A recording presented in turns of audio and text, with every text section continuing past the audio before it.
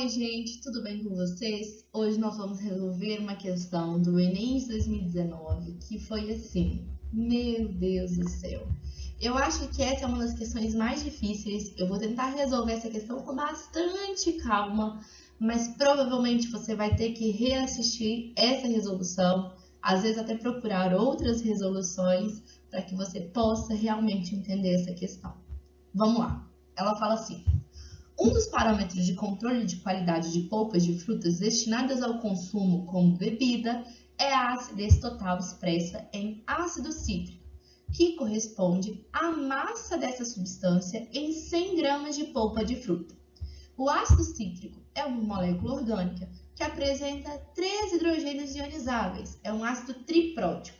Então eu posso escrever esse ácido como fórmula geral H3A, ou seja, dentro da molécula, ele tem 3 hidrogênios que podem sair na forma de H+, ser liberado, ser ionizado na forma de H+.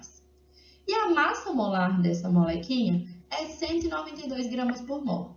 O quadro indica o valor mínimo desse parâmetro de qualidade para polpas comerciais de algumas frutas. Então, tá aí. A acerola tem que ter no mínimo 0,8 gramas de ácido por 100 gramas de polpa. O caju, no mínimo, 0,3 gramas de ácido por 100 gramas de polpa e assim por diante. A acidez total expressa em ácido cítrico de uma amostra comercial de polpa de fruta foi determinada. No procedimento, adicionou-se água destilada a 2,2 gramas da amostra e após a solubilização do ácido cítrico, o sólido remanescente foi filtrado. A solução obtida foi titulada com uma solução de hidróxido de sódio 0,01 mol por litro, em que consomem 24 ml de uma solução básica titulante. Entre as amostras listadas, qual é a amostra que pode ser de qual polpa de fruta? Gente, aqui eu tenho uma questão de titulação ácido-base, em que eu tenho lá um ácido triprótico, que é o H3A, que vai reagir com o hidróxido de sódio, que você tinha que saber a fórmula, é o NaOH, é uma monobase, libera só um OH-, NaOH. Quando essa reação for acontecer, o que a gente vai ter de produto? O ácido vai ionizar, vai liberar H+ e A3-. Por que A3-?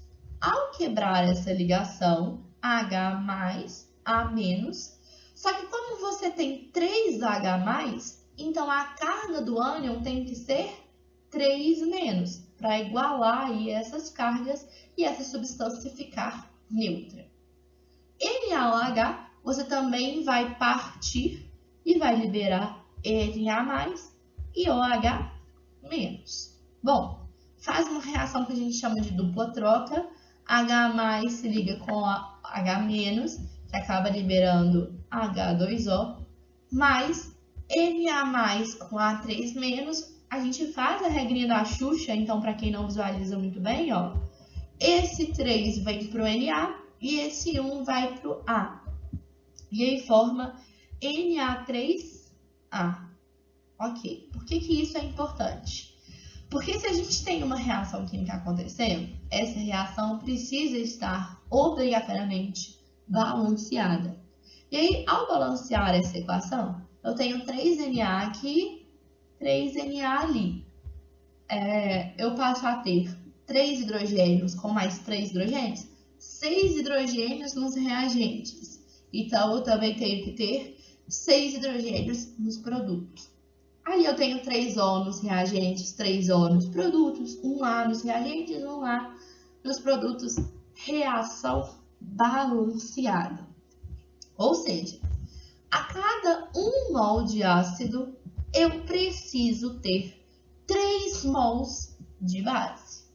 Se eu sei a concentração de base e o volume de base que foi consumido, eu sei o número de mols de base. E se eu sei o número de mols de base, pela proporção, eu encontro o número de mols de ácido. Então, vamos lá.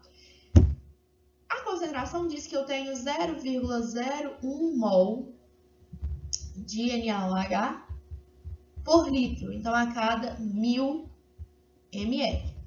Se eu tenho 24 ml de base, então a quantidade de mols vai ser X. Faz essa conta. Quando eu faço essa conta, esse X é 0,00024 mols de NaOH. Mas eu não quero saber a quantidade de mols de NaOH, eu quero saber a concentração do ácido. Eu sei que a proporção é de 1 para 3. Ou seja, a quantidade de mols de base é o triplo da quantidade de mols do ácido. Então, se eu quero achar a quantidade de mols do ácido, é só eu pegar esse valor e dividir ele por 3. E aí eu encontro que o Y, que é a quantidade de mols de ácido, é 0,00008 mols. Isso mesmo. De H3A. Sim, estamos juntos? Essa é a quantidade de mols de H3A que eu tenho em 2,2 gramas de amostra. Vamos lá no quadro? O quadro está me falando a quantidade de gramas desse ácido em 100 gramas de polpa. Então, se eu tenho 0,00008 mols em 2,2 gramas de suco, de polpa de suco, então em 100 gramas de polpa de suco, eu vou ter W, que já está acabando as letras, né? W mols de ácido cítrico. Faz essa conta.